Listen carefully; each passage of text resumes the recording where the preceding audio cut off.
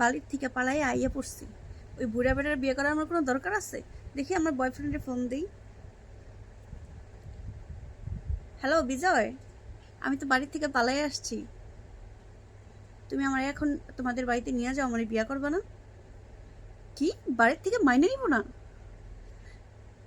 আমি এখন কি করব তাহলে? এই জন্যই বলে এক পুরুষে আসক্ত হইতে নেই। দেখি এখন শামসুরে ফোন দিয়ে দেখি ধরে নাকি। হ্যালো শামসু, আমি তো বাড়ি থেকে পালাই আসছি, তুমি আমার বিয়ে করবে না?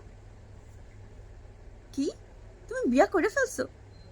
তাহলে আমি এখন কি করবো? হাই রে কপাল, আমি এখন কি করবো তাহলে? এর জন্য বলে বাড়ি এক পুরুষে আসক্ত হইতে নাই। দেখি সৌরভকে ফোন দিয়ে দেখি তো। হ্যালো সৌরভ, আমি তো বাড়ির থেকে পালাই আসছি, বুড়া বেটার সাথে আমার বিয়ে ঠিক করছে। আমি বেটারে বিয়ে করবো না।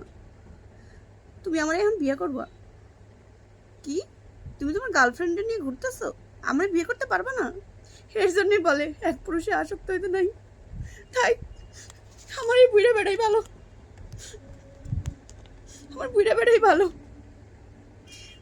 কিছু কিছু পোলাপান আছে ইয়ং জেনারেশনে যারা, তারা মুখ দিয়ে মধু প্রেম করার সময় আমি তোমাকে ছাড়া বাঁচবো না, বিয়ে করব, আর বিয়ের কথা বললে তখন আর পাত্তাই দেয় না।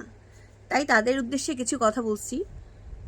তোমরা আবেগ দিয়ে না ভেবে বিবেক দিয়ে ভাবো, ঠিক আছে?